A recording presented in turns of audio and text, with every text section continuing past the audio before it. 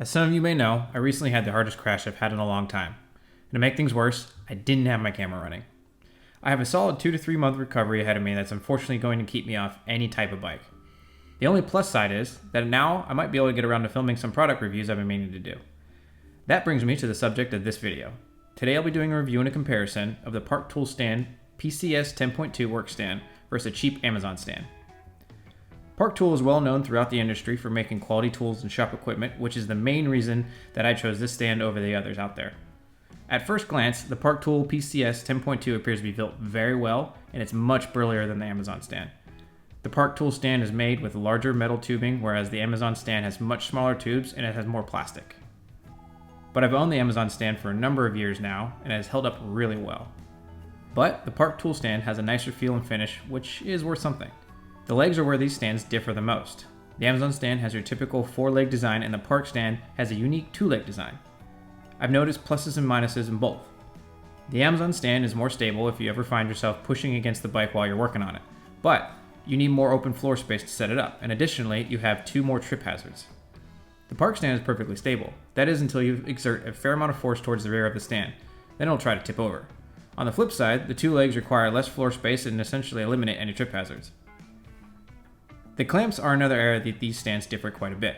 The Amazon stand has a very simple clamp that uses turn knobs and friction to hold everything in place. I've known that the stand works best if you just let the bike hang freely though. The friction clamp on the arm is not strong enough to hold the bike level off the ground. The clamp itself is decent, but after using it for a while I quit tightening it and simply let the seat hang between the jaws. The turn knob is a nuisance to tighten, and the plastic caps on the jaws are garbage and just tend to fall off.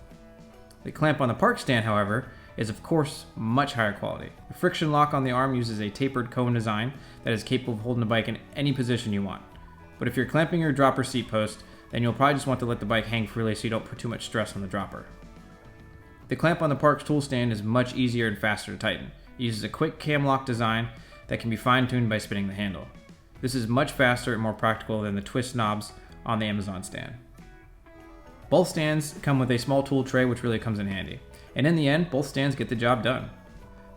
The Park Tool stand outshines the Amazon stand in terms of appearance and ease to use, but it's also significantly more expensive.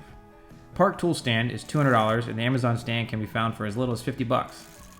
The Park Tool stand is hands down the better stand, and if spending $200 on a repair stand is no big deal, then I highly recommend it.